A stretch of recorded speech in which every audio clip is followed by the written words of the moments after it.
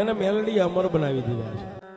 ઘરની માલપા કાંઈ ન હોય પણ જેને વડવાનું ધર્મમાં મેલડી બેઠી હોય ને સાહેબ, બહુ દૂર નહીં પણ સાહેબ આજનું જે બરવાળાની બાજુમાં મુંગલપુર છે ને મેલડીના દિલ્હી હુડી ડંકા વાગે છે.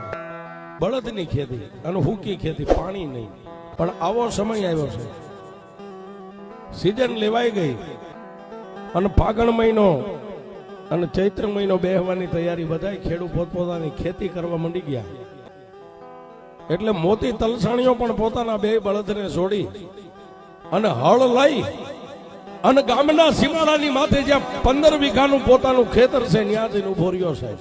બળદના ખંભે તોહરું મેકીને હળ જોડી અને આ શેઠો ને ઓલો શેઠો, આ શેઠો ને ઓલો શેઠો, આ શેઠો ને ઓલો શેઠો સાહેબ. બપોરનો સમય થાય, બળદને થોડીક વાર વિહામો આપી દે, પોતે વિહામો લઈ લે. એક દી, બે દિન, ત્રીજો દિવસ થયો સાહેબ.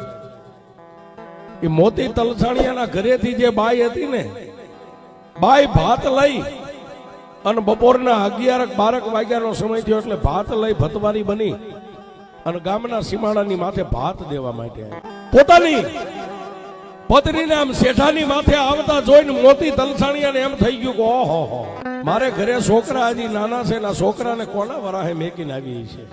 બપોરના 1નો સમય થયો એટલે બળદને જોડી ખેતરની વસાળે હળને ઊભું રાખી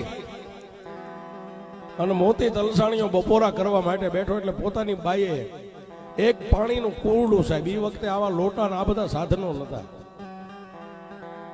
પાણીની બતક હતી, બતકમાંથી પાણીનું કુરડું ભરી અને પોતાના ધણીને હાથ ધોવારી અને બપોરા કરવા માટે બે માણા બેઠા છે.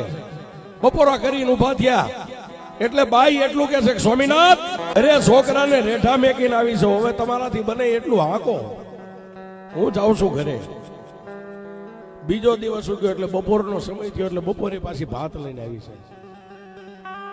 આમ 5 દી સુધી બપોરના સમયે ભાત લઈને આવી અને 5મા દિવસે બપોરે બપોરા કરી અને મોતી તલસાણીઓ ઉભો થવાની તૈયારી થઈ ને, ઓલા વાસણ ભેગા કરતા પડતા મેકીને બાવડું પકડીને એટલું કીધું કે એ મોતિયા, મોતિયા તું મને ઓળખેસ? મોતી તલસાણીઓ કે તારા બાપે 4 ફેરા ફેરવી તેદું ની તને ઓળખું છું. પણ ત્યાં તો બાઈ ઊભી થઈ ગયો, માથાના વાળ છૂટા મેકી, ગજગજના દાંત બહાર કાઢી, ડુંગળી જેવડા ડોળા અને ખાડ ખાડ દાંત કાઢીને કીધું કે એ મોતિયા, તું મને તારી બાઈ માનેસ? બાઈ નથી, એક વગડાની સુડેલ સૌ સાહેબ. ભાગે તો ભેગું ન થાય, હાથ પાડે તો કોઈ સાંભળે નહીં, ફરતા ખેતરની માલિપા સાંજવા પડે. તેથી મોતી તલસાણી એટલું કીધું તું સુડેલ છો કે હા? અને મોતિયા, હું એક નથી, અમે હાથ બહેનું છે, અમે વેણ રહીને જો હમણાં મારી બહેનું ને બોલાવું, 3 તાળી પાડીને 100 સુડેલ્યું હવે પાણીનું મોકળું છે ને આપણી ભાષામાં વેણ કેવી, વેણમાંથી નીકળી અને 100 બહેનું ભેગી મળી અને મોતી તલસાણીયાની ફરતીઓ રાહડા મળી ગયેલી. પાછા રાહડા લેતીઓ બંધ થઈ ગયા. ઓલી જે સુડેલ કાયમ ભાત દેવા આવતી ને એને બાવડું પકડીને એટલું કીધું કામ હોતી, હવે તને ખાતરી થઈ 5 દિવસ સુધી તે મારા હાથના રોટલા ખાધા છે, હવે મને તારા ઘરે લઈ જા, તારા ઘરમાં મારે આવવું છે. અને જો હાની કાની કરીને તો તને જીવતો ભરખી જઈશું. એને હાથે મળી બોલ્યો, કાંઈ બોલ્યો નહીં હશે. મોતિયા, તને કહું છું સાહેબ, ભાગ્ય તો ભેગું થાય એમ હતું નહીં. અને સુડેલના પંજામાંથી તો કોણ છોડે? એટલે એને 2 આંખો બંધ કરી, થોડીક વાર આંખો બંધ રાખી, આંખ ખોલીને એટલું કીધું તારે મારા ઘરમાં આવવું છે, મારે નાના નાના 2-3 છોકરા છે, મારા ઘરે બાઈ છે, ભલે હોય મોતિયા મને મંજૂર છે પણ મને લઈ જાય. અને તેથી મોતી તલસાણીએ એટલું કીધું જો તારે આવવું હોય ને તો મારી ઘરે બાઈ છે એને નથી પૂછવું, પણ મારા ઘરે એક મારી ગઈઢી માં છે ને એને હું પૂછતો આવું, તને કાલ લઈ જાય. તમે હાથે બેનું છો ને, હાથે એક બાજુ રહ્યો, હવે મારે હળ હાંકવું નથી, દિવસ આઠમવાની તૈયારી હમણાં થઈ જાય છે, હું બીજો જાઉં. મારી માને પૂછીને કાલ પાછો આવી હાથી લઈને આવીશ ને, કાલ મારી હારે આવજે, કોઈ વાંધો નહીં મોતિયા.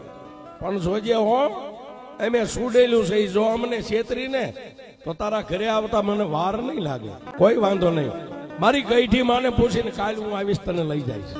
અને સાહેબ એ હળ હાંક્યું ન હાંક્યું પણ પોતાના ઘરે આવ્યો, સંધિયા ટાણું થઈ ગયું છે, બળદને ગમાણે બાંધી અને પછી સાહેબ હાથ પગ ધોયા ન ધોયા અને નાનકડો એવો મારી મેલડીનો ગોખલો હતો સાહેબ, નાનો એવો ગોખલો, એની મારી પાસે 3 ઇંચનું લાકડાનું ફળું હતું, એને દીવો કરી અગરબત્તી કરી અને ફળું હેઠે ઉતારીને મોતી આમ કીધું કે એ માં, મારી જન્મની દેનારી જનેતા તો મરી ગઈ, મેં એને પૂરી જોઈ નથી કે મારી માં કેવી છે, પણ મારો બાપ તને બેહારતો ગયો છે ને એટલે તું મારી ગઈઠી માં કહેવાય માં, અને મારી આ સુડેલના પંજામાંથી સોડાવી તો